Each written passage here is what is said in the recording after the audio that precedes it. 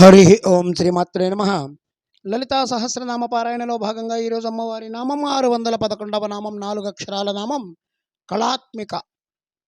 ఈ నామంతో అమ్మవారికి నమస్కారం చేసుకున్నప్పుడు ఓం కళాత్మికాయై నమః అని చెప్పుకోవాలి. కళలకు అధిపతి అని చెప్పి దీనికి మనం స్థూలార్థంగా చెప్పుకోవచ్చు. కళల యొక్క రూపమైనటువంటి తల్లి అని కూడా మనం దీనికి సమాధానంగా చెప్పుకోవచ్చు. ఈ నామాలన్నీ కూడా లోకరచనా వైఖరిని వివరిస్తున్నాయి. కళాత్మక అంటే కళల యొక్క స్వరూపం అని చెప్పి మనం అర్థం చెప్పుకున్నాం. శంకర భగవత్పాదుల వారు కూడా శివానంద లహరిని ప్రారంభిస్తూ కళాభ్యాం చూడాలంకృత శశికళాభ్యాం అన్నారు. అంటే ఈ కళల గురించి ఇంతకుముందు మనం కొన్ని నామాల్లో కూడా ప్రస్తావించుకున్నాం. కళలు అంటే భాగములు. అదే ఎలా అయితే కళలు అంటే విలాసాలు అని చెప్పి మనం ఇంకో అర్థంగా చెప్పుకుంటే, విద్యలను ఇంకొక అర్థంగా చెప్పుకోవచ్చు. ఇట్లా 3 రకాల అర్థాలు ఈ కళ అనేదానికి చెప్పుకోవచ్చు. అమ్మవారు ఈ మూడింటికి సంబంధించిన మూలమైన స్వరూపం కళాత్మిక. విద్యల రూపంలో కనుక అమ్మ కళాత్మిక విలాసము అంటే శోభ యొక్క ప్రకటన. అలాంటి శోభ రూపంలో కనుక అమ్మ కళాత్మిక. మూడవ అర్థం ఈ లోకంలో ఉన్నటువంటి రకరకాల భాగాలు మంగళ స్వరూపాలు. లోకమంతా ప్రధానంగా 3 కళల్లో ఉంటుంది. సూర్య, చంద్ర, అగ్ని. చంద్ర కళలు 16, అగ్ని కళలు 10, సూర్య కళలు 12. ఈ విధంగా జాగృత్, స్వప్న, సుషుప్తి, తురీయ కళలు ఉన్నాయి. మళ్ళీ ఈ 4 అవస్థల్లో కూడా ఒక్కొక్క అవస్థల్లో ఒక్కొక్క కళలు, 4 కళలు ఉన్నాయి.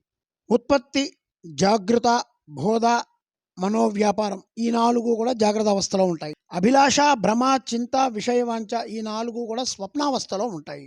పరాకు, మూర్ఛ, నిద్ర, మరణం ఈ 4 కూడా సుషుప్తి అవస్థలో కనబడతాయి. వైరాగ్యం, మోక్షం, మనశ్శుద్ధి, సదసద్వస్తుత విచక్షణ ఈ 4 కూడా తురీయ స్థితి కళలు. ఈ కళలన్నీ కూడా మనం తురీయ స్థితికి వస్తాయని కాదు.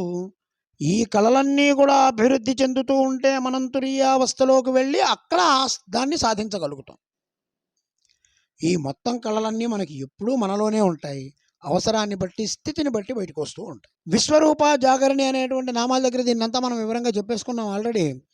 ఆయా అవస్థల్లో ఆ కళల రూపంలో కనబడుతున్న తల్లి కనుక అమ్మవారు కళాత్మిక. అరుణోపనిషత్ అనేటువంటిది ఒక ఉపనిషత్తు ఉంది. ఇది అమ్మవారి విద్యలకు సంబంధించి చాలా ముఖ్యమైనటువంటి అంశాలను చెప్పింది.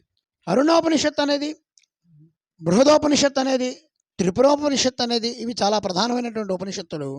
ఇవన్నీ కాకుండా ఇంకా దేవి ఉపనిషత్తు, దేవి అథర్వశీర్ష ఉన్నాయి.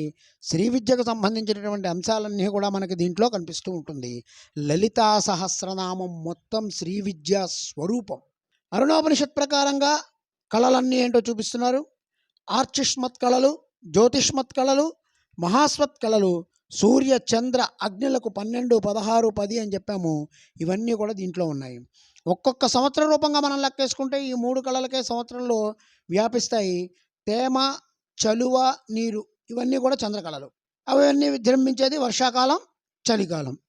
అగ్ని కళలు వచ్చేటప్పటికల్లా సూర్యకళలు. ఇది వేసవిలో విజృంభిస్తూ ఉంటుంది. ఆర్చిష్మత్ అనే అగ్ని కళలు 108, జ్యోతిష్మత్ అనేటువంటి చంద్రకళలు 136, మహాస్వత్ అని చెప్పబడుతున్నటువంటి సూర్యకళలు 116, మొత్తం కలిపి 360 కళలు. దీన్నే శంకర భగవత్పాదుల వారు సౌందర్య లహరిలో వివరించారు. ఇవే 6 ఋతువులలో పరచబడుతూ ఆ సంవత్సర రూపకాలంలో కాలచక్రాన్ని ఏర్పరుస్తోంది. ఈ 3 కళలనే అరుణోపనిషత్ చెప్తోంది.